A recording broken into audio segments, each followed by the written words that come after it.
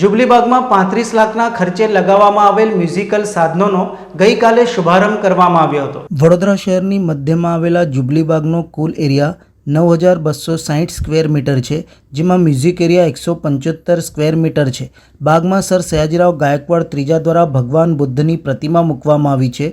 બાગમાં વધુ સુવિધા ઊભી કરવા ગુજરાત વિધાનસભાના મુખ્ય દંડક અને રાવપુરાના ધારાસભ્ય બાળુ શુક્લની ગ્રાન્ટમાંથી રૂપિયા 35 લાખના ખર્ચે મ્યુઝિક સાધનો મૂકવામાં આવ્યા છે, જેનો ગતરોજ મેયર પિંકીબેન સોની અને મુખ્ય દંડક સહિત ભાજપના નેતાઓની હાજરીમાં શુભારંભ કરાયો હતો।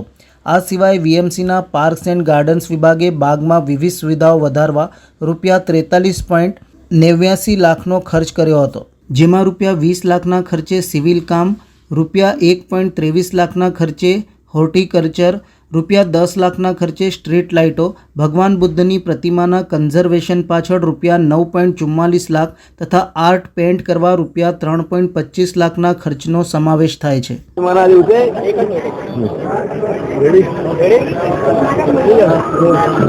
આજે બુદ્ધ પૂર્ણિમાના દિવસે ગુજરાતની સાંસ્કૃતિક રાજધાની એવા વડોદરા શહેરમાં મહારાજા સયાજીરાવ ગાયકવાડજીનું જે સપનું હતું કે મારા નગરજનો કલાપ્રિય બને, રસિક બને, તેમાં જ મને લાગે છે આ એક મહત્વનું એક પગથિયું છે। ધારાસભ્યશ્રીના ગ્રાન્ટમાંથી જ્યારે આ એક એવા ઇન્સ્ટ્રુમેન્ટ મંગાવવામાં આવ્યા છે કે આખા દેશમાં સૌ પ્રથમ વખત કોઈ બગીચામાં આ પ્રકારના ઇન્સ્ટ્રુમેન્ટ લાગેલા છે। આ ઓલ વેધર પ્રૂફ છે, એટલે વરસાદમાં પણ કશું નહીં થાય, ગરમીમાં પણ કશું નહીં થાય, અને સાથે સાથે જે એક્સપર્ટ છે દર રવિવારે સવારે અને સાંજે 3-3 કલાક આ શીખવાડવા માટે આવશે।